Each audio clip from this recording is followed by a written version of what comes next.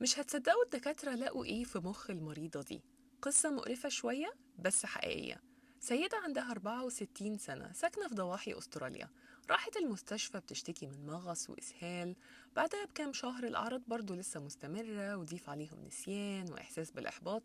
الدكاترة مش عارفين كانت ايه المشكلة، نقلوها المستشفى في العاصمة الأسترالية كامبيرا، وهناك عملوا لها رنين مغناطيسي على المخ عشان يعرفوا فيه ايه. اكتشفوا وجود شيء غريب ما كانوش قادرين يحددوا قوي هو ايه، موجود في الفص الأيمن من المخ.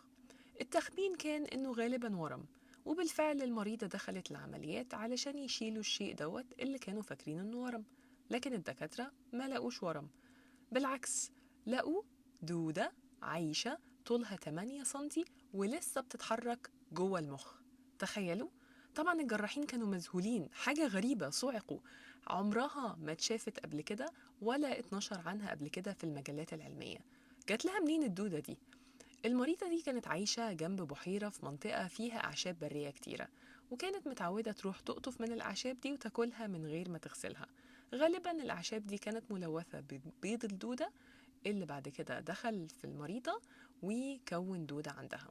بس ما تقلقوش عليها، هي اتحطت على كورس علاجي من مضادات الديدان عشان تقضي على أي ديدان تانية أو يرقات ممكن تكون موجودة في جسمها.